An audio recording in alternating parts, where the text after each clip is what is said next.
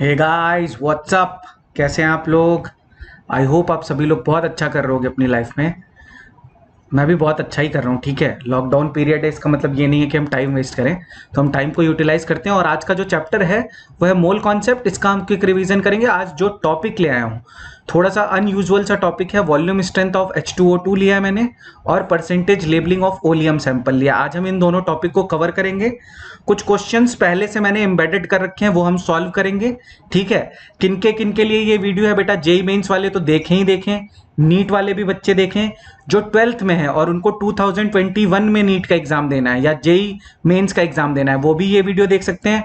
और 11th वाले बच्चे जो अभी 11th की पढ़ाई कर रहे हैं वो भी ये वीडियो देख सकते हैं। ठीक है, welcome to the official YouTube channel of Chemiway learning, और मेरा नाम है सौरभ श्रीवास्तव। अगर आपको हमसे जुड़ना है, केमीवे लर्निंग की टीम से जुड़ना है, तो मैंने यहाँ पे टेलीग्राम का लिंक दे रखा है। आप यहाँ पे आके अपनी सारी चीजें हमसे डिस्कस कर सकते हो। Thank you so much. मैं आज का वीडियो शुरू करता हूं। जो पहला टॉपिक हम लेंगे वो हम लेंगे volume strength of H2O2।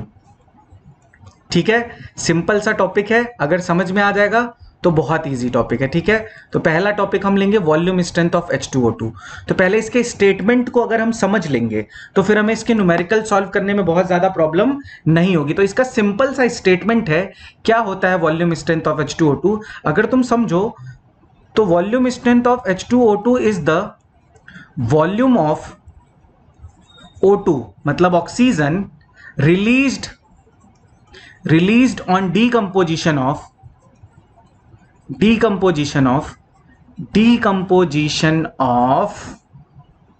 one volume of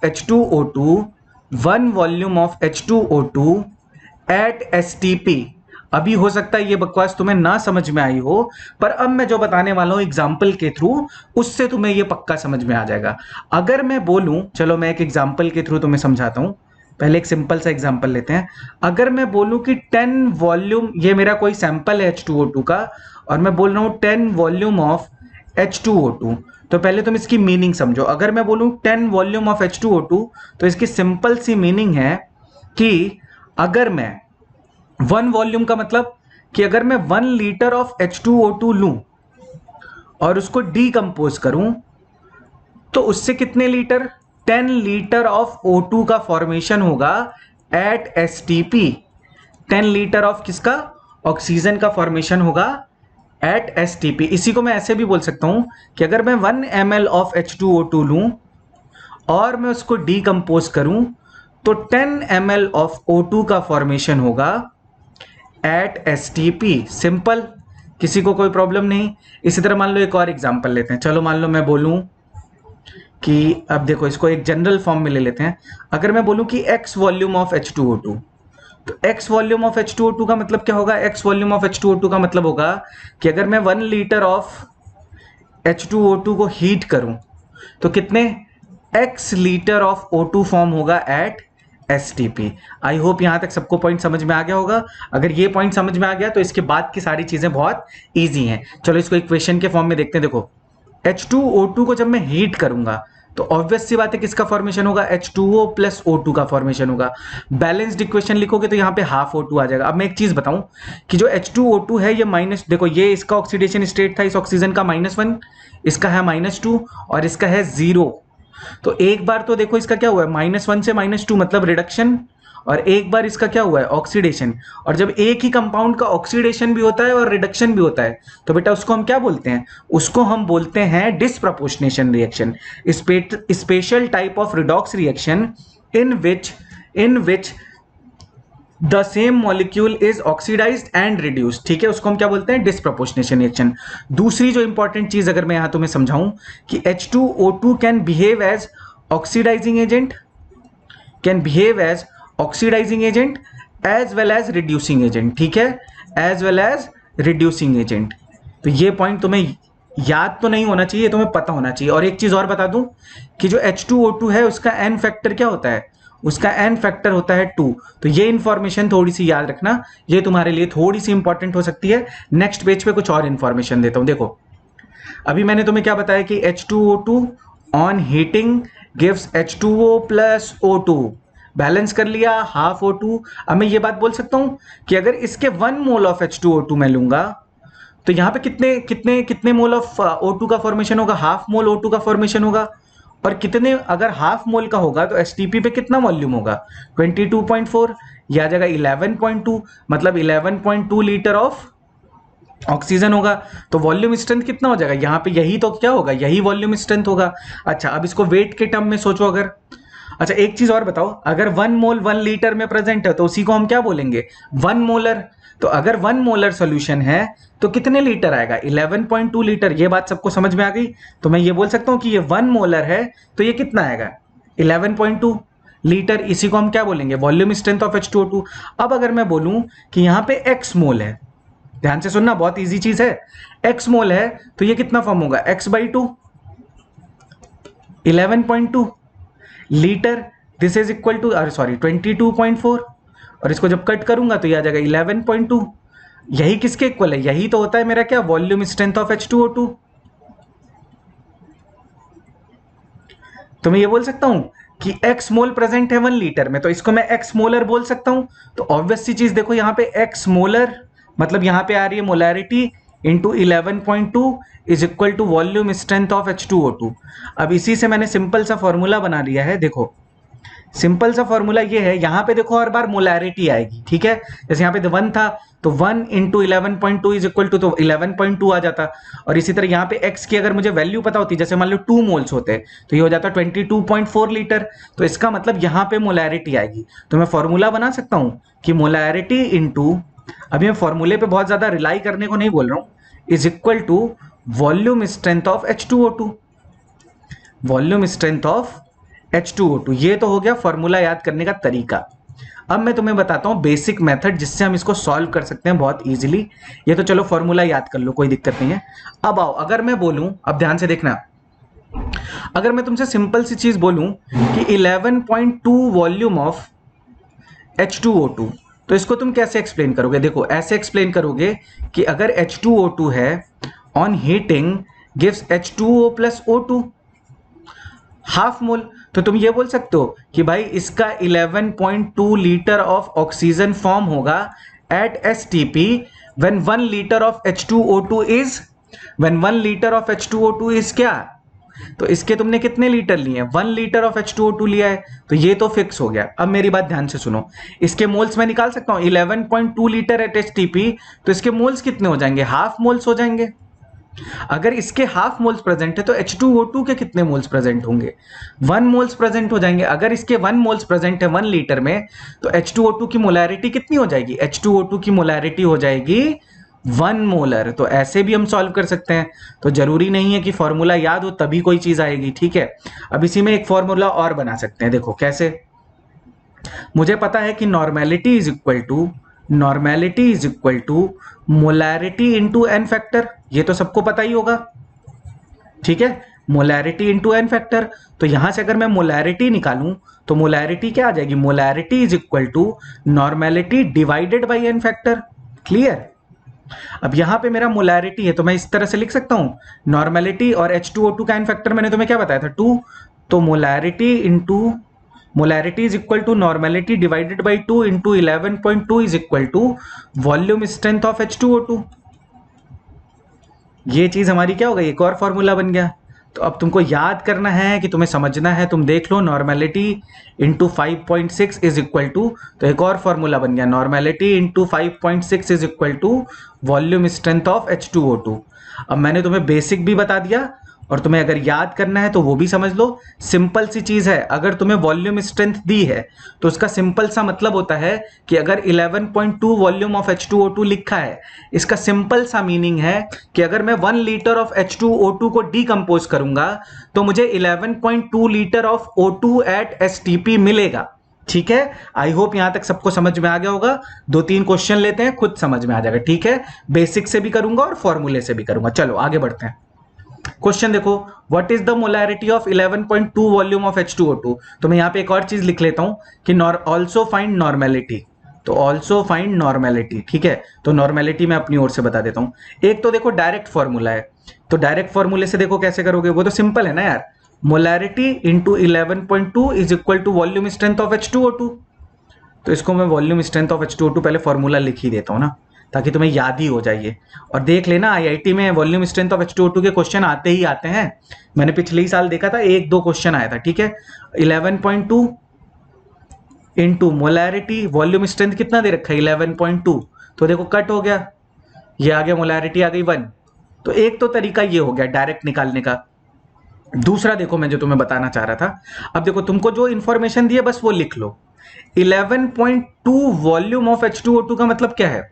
simple सा मतलब है कि 11.2 litre of oxygen at STP will be formed when 1 litre of H2O2 when 1 liter of H2O2 is decomposed। Simple. अब तुम्हें एक चीज तो पता चल गई ना कि 11.2 लीटर ऑफ O2 है STP पे। इक्वेशन लिखो, H2O2 gives H2O plus half of O2। Simple सी चीज है, इसके कितने मोल्स बनेंगे? इसके हाफ मोल्स बनेंगे। अगर इसके हाफ मोल्स बनेंगे तो ऑब्वियस सी बात है इसके कितने मोल्स बनेंगे? 1 मोल्स बनेंगे। 1 मोल्स कितने लीटर में प्रेजेंट है बेटा? 1 मोल्स प्रेजेंट है 1 लीटर ऑफ H2O2 में। तो मोलैरिटी कितनी आ गई? अब तुम्हें मोल्स भी पता है और वॉल्यूम भी पता है, आंसर आ गया 1 मोलर। तो मैं तो तुम्हें बोलूंगा कि ज्यादा याद करने पे भरोसा मत किया करो, बेसिक आता है तो ऑटोमेटिकली ये फॉर्मूला बन जाएगा। अच्छा, नॉर्मेलिटी कैसे निकालेंगे? अगर मोलैरिटी आ गई तो मैं नॉर्मेलिटी कैसे निकालूंगा? तुम देखो, नॉर्मेलिटी क्या होती है? Number of equivalents present in 1 litre of solution. तो अगर मुझे मोल्स पता है, मोल्स से इक्विवेलेंट्स कैसे निकालते हैं? Equivalents is equal to moles into N factor. Simple, moles into N factor. और यहां पे मोल्स कितने हैं? 1। H2O2 का एन फैक्टर कितना है? 2। तो बस यहां से नॉर्मेलिटी कितनी आ जाएगी? 2 डिवाइडेड बाई 1, मतलब 2 नॉर्मल। देखो दोनों क्वेश्चन बता दिया। तो मोलैरिटी कितनी आई बेटा? 1 मोलर। Simple easy question. आगे बढ़ते हैं। अब देखो फॉर्मूला याद करोगे तो ये वाला क्वेश्चन थोड़ा सा फंस जाओगे, पर जिसको आता है वो कर लेगा। What is the percentage strength, मतलब percentage weight by volume of 11.2 volume H2O2। फिर से सिंपल है, वहीं से शुरू करते हैं। 11.2 का मतलब क्या है कि अगर 1 लीटर ऑफ H2O2 को मैं डीकंपोज करूंगा तो STP पे मुझे कितना वॉल्यूम मिलेगा? 11.2 लीटर ऑफ O2 का फॉर्मेशन होगा। सिंपल। अब यहां से हम आते हैं इक्वेशन पे। तो H2O2 on heating gives H2O plus O2 half O2। तो इसके कितने मोल्स होंगे? Half moles. तो H2O2 के कितने मोल्स होंगे? 1 मोल्स होंगे। 1 मोल्स होंगे तो मैं इसको मोलर मास से मल्टीप्लाई कर लूंगा, तो 1 into 34 gram is equal to कितना आ जाएगा? 34 ग्राम प्रेजेंट है 1 लीटर में। तो मैं ये बोल सकता हूं कि 34 gram of H2O2 is present in 1000 ml of H2O2।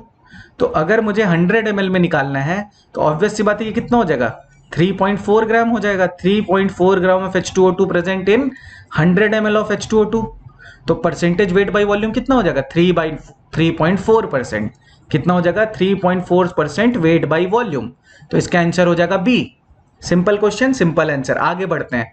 Next question. Next question जो है वो इंपॉर्टेंट है। देखो 20 ml of H2O2 solution is reacted with 80 ml of 0। अब ये देखो, ये अगर ऑक्सीडाइजिंग एजेंट है तो ऑब्वियस सी बात है H2O2 किसकी तरह बिहेव करेगा? H2O2 बिहेव करेगा रिड्यूसिंग एजेंट की तरह। और इक्विवेलेंट का कॉन्सेप्ट हमें पता है कि at equivalents of oxidising agent is equal to equivalents of reducing agent. एक चीज और यहां इंपॉर्टेंट है कि KMnO4 एसिडिक मीडियम में प्रेजेंट है। Then what is the volume strength of H2O2? तो सॉल्यूशन लिखने से पहले मैं एक इंपॉर्टेंट चीज बताना चाहता हूं कि MnO4 माइनस का, या मतलब KMnO4 का जो एसिडिक मीडियम में एन फैक्टर होता है वो होता है 5। तो ये एन फैक्टर जो होगा वो होगा 5 एसिडिक मीडियम में। ठीक है, कैसे करेंगे? बैलेंस करके चेक कर लेना। इसका एन फैक्टर होता है 5। बता दूं? कुछ नहीं है, बैलेंस कर लेना यार। देखो MnO4 minus converts to Mn+2, balance करेंगे। यहाँ पे ऑक्सीजन है 4, ये हो जाएगा 4H2O। ऑब्वियस सी बात है यहाँ पे 8H+ हो जाएगा, ये 8H+ प्लस ऑब्वियस सी बात है कि यहाँ पे 7 पॉजिटिव चार्ज है और यहाँ पे 2 पॉजिटिव चार्ज है, तो 5 इलेक्ट्रॉन। तो जितने नंबर ऑफ इलेक्ट्रॉन ट्रांसफर्ड होते हैं पर मोल ऑफ कंपाउंड, वही क्या होता है? N factor. या तो फिर हम कैसे कर सकते थे? ये +7 से +2 में कन्वर्ट हो रहा है। चेंज इन ऑक्सीडेशन नंबर देख लेते। अब जो मैं बोल रहा हूँ वो बहुत ध्यान से सुनो। According to law of equivalence मैं लिख सकता हूं कि equivalence of reducing agent is equal to equivalence of oxidising agent, बस इसी को अप्लाई कर दो, आंसर आ जाएगा। रिड्यूसिंग एजेंट कौन है? H2O2। तो इक्विवेलेंट्स कैसे लिखते हैं? यहाँ पे मुझे मोलैरिटी दी है तो मोलैरिटी को एन फैक्टर से मल्टीप्लाई कर लूंगा। तो यहाँ पे मोलैरिटी तो मुझे पता नहीं है, पर एन फैक्टर मुझे पता है। एन फैक्टर H2O2 का कितना होता है? 2 इंटू कितना वॉल्यूम दिया है? 20 is equal to equivalent of oxidising agent 80 ml।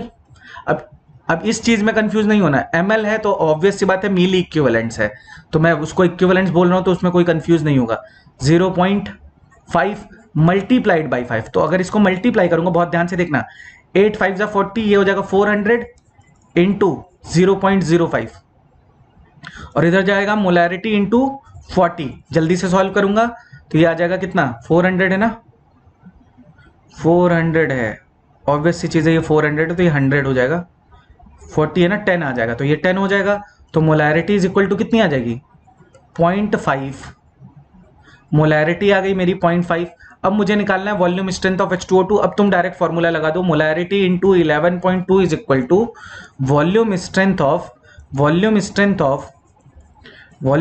Of H2O2। ठीक है, तो कितना आ जाएगा? ये आ जाएगा, मोलैरिटी कितनी थी? 0.5 into 11.2 is equal to volume strength of H2O2 को मान लो मैं x ले लेता हूं, तो x इज इक्वल टू कितना हो जाएगा? 11.2, ये आ जाएगा 5.6, तो आंसर आ गया 5.6। अब मैं तुम्हें बस एक ओवरव्यू दे देता हूं कि कभी भी क्वेश्चन आएगा ना तो क्या क्या पूछ सकता है। जैसे अगर ऐसे बोले कि x वॉल्यूम ऑफ H2O2, तो इसका सिंपल सा मतलब है कि x वॉल्यूम ऑफ H2O2 का मतलब होगा कि अगर मैं 1 लीटर ऑफ H2O2 को डीकंपोज करूंगा तो STP पे मुझे क्या मिलेगा? x litre of O2 will be formed at STP। ये पहली सिंपल सी बात है।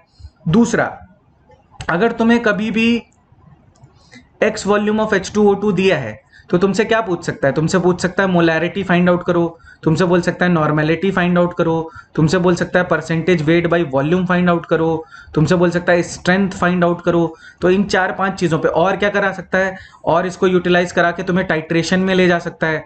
तो ये 5-6 टाइप के क्वेश्चन इससे फॉर्म हो सकते हैं। ठीक है, अभी ये टॉपिक मैं यहीं पे फिनिश करता हूं। अगर किसी को कोई प्रॉब्लम है तो प्लीज वो मुझे कमेंट सेक्शन में बताए, और भी अगर तुम्हें कोई टॉपिक पढ़ना है तो प्लीज वो मुझे कमेंट सेक्शन में बताओ, तो मैं उसके वीडियो बना लूंगा। नेक्स्ट टॉपिक लेते हैं which is percentage labelling of oleum. तो आ जाते हैं हम परसेंटेज लेबलिंग ऑफ ओलियम। पहले तो तुम्हें यह पता होना चाहिए कि ओलियम होता क्या है। ओलियम होता है, oleum is H2SO4 plus SO2, sorry SO2 नहीं SO3, my fault, this is SO3। ठीक है, अब परसेंटेज लेबलिंग ऑफ ओलियम में तुम्हें समझना क्या है वो मैं समझाता हूं। कभी भी तुम्हें अगर ऐसे सैंपल दिखे, देखना पहले मैं एग्जांपल से ही समझाता हूं ताकि कंफ्यूजन ना हो।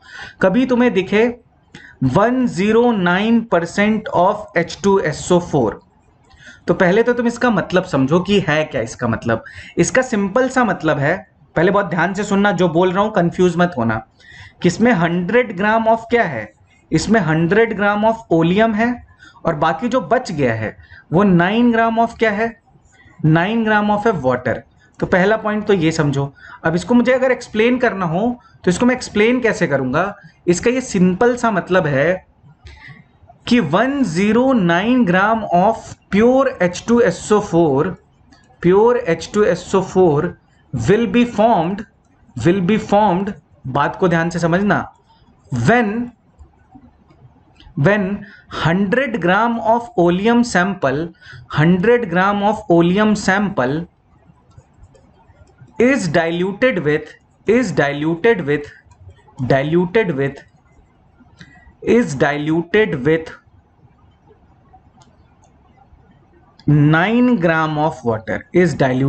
9 ग्राम ऑफ वाटर। अच्छा, तो इस चीज को बताओ मैं कैसे लिखूंगा। पहले तो इसका मतलब समझो कि अगर मैं बोलूं कि 100 प्लस x, अब 100x कोई भी वैल्यू हो सकती है, परसेंट ऑफ H2SO4, इसका मतलब क्या है? ये क्या है? ये है 100 ग्राम ऑफ ओलियम, समझना इस चीज को। और x ग्राम क्या है? x gram is amount of water, और इसका सीधा सा मतलब है कि 100 plus x gram of pure H2SO4 will be formed when 100 gram of oleum sample is diluted with x gram of water. इसी का एक और एग्जांपल देखो, अगर मैं बोलूं कि 104.5% ऑफ H2SO4, तो इसको बस ऐसे ब्रेक कर लिया करो कि 100 तो सैंपल होगा किसका, 100 ग्राम सैंपल होगा हमेशा ओलियम का, तो 100 ग्राम ऑफ ओलियम प्लस कितने ग्राम of water, 4.5 gram of water. अब इस सब का करना क्या है, पहले ये तो हमने बकवास तो कर ली जितनी करनी है, पर इसको यूज कैसे करना है, ठीक है, क्या यूज है इसका। तो एक तरह का ना कंसंट्रेशन टर्म है, अभी मैं बताता हूं कि इसको यूटिलाइज कैसे करते हैं। जब भी तुम्हें ओलियम सैंपल दिया होगा, तुमसे एक क्वेश्चन जरूर पूछेगा, फाइंड द, ये क्वेश्चन बार बार पूछता है, find the percentage of free SO3। ये क्यों पूछता है बार बार, उसका रीजन अब मैं तुम्हें एग्जांपल के थ्रू बताता हूं, ठीक है। ओलियम सैंपल में क्या क्या प्रेजेंट होगा बेटा, ये भी चीज तुम्हें पता होनी चाहिए कि ओलियम सैंपल में H2SO4 भी प्रेजेंट होगा और SO2 भी प्रेजेंट होगा। अगर ये टोटल 100 है, अगर एक को x लूं तो दूसरा क्या हो जाएगा 100 माइनस x। तो ये सब मुझे नहीं लगता बताने की जरूरत है, मैं सीधे आगे पॉइंट पे आता हूं कि क्या करना है हमें। अच्छा ये तो क्वेश्चन है, थोड़ा सा और आगे आ जाते हैं। चलो अब मैं तुम्हें एक इक्वेशन करके बताता हूं कि जैसे समझो कि जो SO3 है, जब वो वाटर से रिएक्ट करेगी तो वो किसका फॉर्मेशन करेगी, तो फॉर्मेशन करेगी H2SO4 का। एकदम बेसिक से बता रहा हूं। तो यहां पे देखो इसके कितने मोल्स हैं, अगर इसके 1 मोल होंगे तो इसके भी कितने मोल होंगे, 1 मोल होंगे, और H2SO4 के भी कितने मोल फॉर्म होंगे, 1 मोल फॉर्म होंगे। मतलब मैं ये बोल सकता हूं कि अगर मैं 18 ग्राम ऑफ वाटर ऐड करूंगा तो वो कितने ग्राम ऑफ वाटर से कंबाइंड होगी SO3 से, 80 ग्राम ऑफ SO3 से कंबाइंड होगी, और 98 ग्राम क्या बनाएगी H2SO4। अच्छा अगर मैं इसके हाफ मोल लूं, मतलब 9 ग्राम लूं, तो इसके कितने ग्राम बनेंगे, तो इसके 40 ग्राम से रिएक्ट करेगा और इसके कितने ग्राम फॉर्म होंगे, 49 ग्राम फॉर्म होंगे।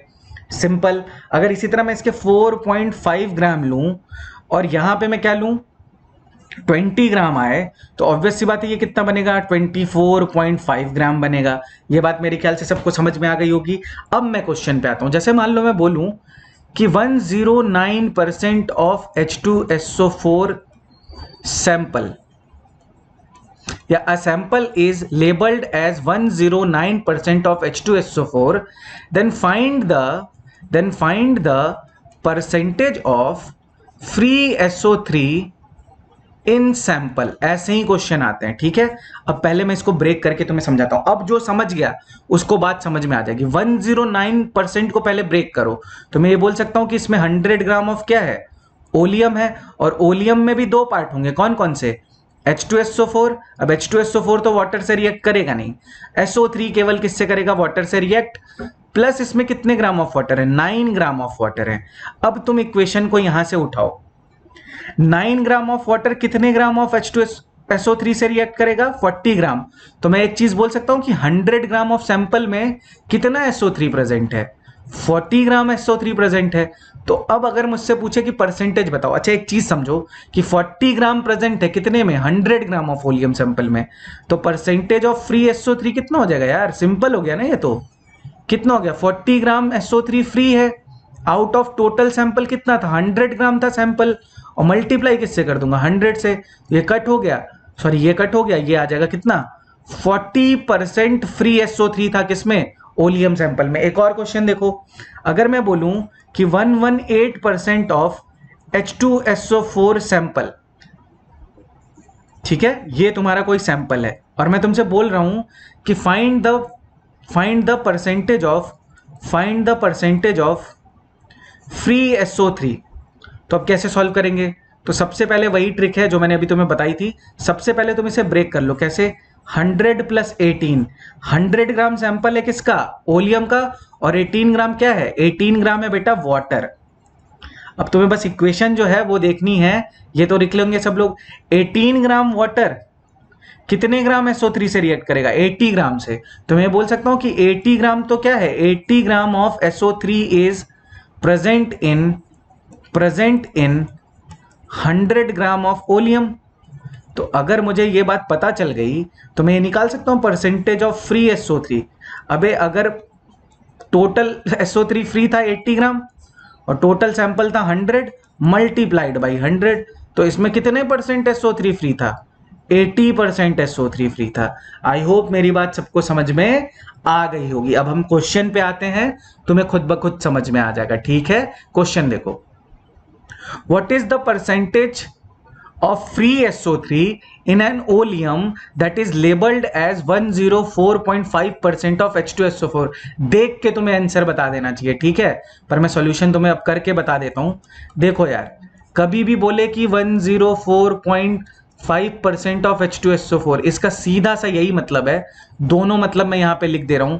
100 ग्राम ऑफ ओलियम सैंपल है, 4.5 ग्राम ऑफ वाटर है, इसमें किसी को कोई कंफ्यूजन नहीं होनी चाहिए। अगर वर्ड्स में बोलूं तो इसको ऐसे लिखेंगे कि 10.45 gram of pure H2SO4 is formed when 100 gram of oleum is diluted with 100 gram of oleum is diluted with 4.5 gram of water. दोनों में किसी को प्रॉब्लम होनी नहीं चाहिए। अब कोई प्रॉब्लम नहीं है। अब मैं इक्वेशन बनाऊंगा कैसे। SO3 जो है वो किससे रिएक्ट करेगा, वाटर से रिएक्ट करेगा, और किसका फॉर्मेशन करेगा, H2SO4 का। किसी को कोई प्रॉब्लम नहीं होनी चाहिए, हाइड्रोलिसिस की रिएक्शन है, ठीक है। ये +6 में है तो ये वाटर से रिएक्ट करके +6 वाला ही ऑक्सी एसिड बनाएगा। ये सब मैंने क्लास में बता रखा है, ठीक है। चलो अब देखो, अगर इसके 4.5 ग्राम है तो मैं बोल सकता हूं कि इसके मोल्स कितने होंगे। तो पहले इसके मोल्स निकाल लो, 4.5 डिवाइडेड बाई 18। तो 4.5 डिवाइडेड बाई 18 का मतलब 1/4 मोल है। तो SO3 के भी कितने मोल होंगे, 1/4 मोल होंगे। और इसका मोलर मास कितना होगा, 80, तो ये आ जाएगा 20 ग्राम। मतलब 20 ग्राम जो है SO3 प्रेजेंट है कितने में, तो 20 ग्राम SO3 इज प्रेजेंट इन जैसे बच्चों को बताते हैं वैसे बता रहा हूं, 100 ग्राम ऑफ ओलियम सैंपल। अब यहां तक अगर तुम्हें क्लियर है तो फ्री परसेंट तो हम निकाल ही सकते हैं ना। तो परसेंटेज ऑफ फ्री SO3 कितना हो जाएगा यार, टोटल तुम्हें 20 ग्राम मिला कितने सैंपल में से, 100 में से, मल्टीप्लाइड बाई 100। देख के बताने देना चाहिए था कैसे, जो तुम्हें रिएक्शन बताई उसको देख लो कि 4.5 ग्राम है ना, तो 4.5 ग्राम मतलब इसका 1/4 मोल, तो इसके भी 1/4 मोल, और 100 से तो दोनों ये कट ही जा रहा है। तो अगर मान लो मैं बोलूं कि इस क्वेश्चन को देख लेते हैं, नेक्स्ट क्वेश्चन देख लो, आ जाओ। 9 gram of water is added into oleum sample labelled as 112% of H2SO4, then the amount of free SO3 remaining in the solution is. तो पहले तो ये अच्छा क्वेश्चन है, इसको समझ लो कैसे करेंगे। पहले तो लिखोगे 112% ऑफ क्या, H2SO4। इसका सीधा सा मतलब क्या है कि 100 ग्राम ऑफ ओलियम सैंपल है और 12 ग्राम ऑफ क्या है, वाटर है। तो जितने मोल्स वाटर के होंगे उतने ही मोल्स कितने किसके होंगे, फ्री SO3 के भी होंगे। ये चीज अब तक समझ में आ जानी चाहिए सबको, क्योंकि इक्वेशन मैंने लिख दी है। तो सबसे पहले निकालो moles of water. Moles of H2O कितने हो जाएंगे, 12 डिवाइडेड बाई 18। 12 डिवाइडेड बाई 18 का मतलब 2/3। अभी भी जिसको प्रॉब्लम है फिर से इक्वेशन लिख रहा हूं कि SO3 plus H2O gives H2SO4। ठीक है बेटा, यहां तक सबको समझ में आ गया। तो एक्चुअली में स्टार्टिंग में फ्री SO3 कितना था, 2/3, तभी तो इसको ऐसे लिखा है मैंने 112% ऑफ H2SO4। अब मेरी बात ध्यान से सुनो, 9 gram of water is added. तो 9 ग्राम अगर मैं वाटर ऐड कर रहा हूं तो वाटर में कितना ऐड कर रहा हूं, कितने मोल ऐड कर रहा हूं, हाफ मोल वाटर ऐड कर रहा हूं। तो अगर इसके हाफ मोल होंगे तो कितने फ्री SO3 से रिएक्ट करेगा, तो ऑब्वियस सी बात है कि अब बचा कितना, तो फ्री SO3 कितना हुआ। अब ऐसे समझो कि स्टार्टिंग में कोई चीज थी 2/3 और 1/2 रिएक्ट कर जाएगा, तो मैं ऐसे लिख सकता हूं फ्री SO3 हो जाएगा 1/3 माइनस 1/2। रिएक्ट कर गया तो कितना आ गया, ये आ गया तुम्हारा 6/4 माइनस 3। मतलब अब SO3 के सैंपल में कितने मोल्स हैं, 1/6। और तुमसे क्या पूछा है, वॉल्यूम पूछा है एट STP, तो इसको 22.4 से क्या कर दो, मल्टीप्लाई कर दो। ये आंसर आ जाएगा तुम्हारा, देख के पता चल रहा है 3.73। तो इसका आ गया आंसर 3.73 लीटर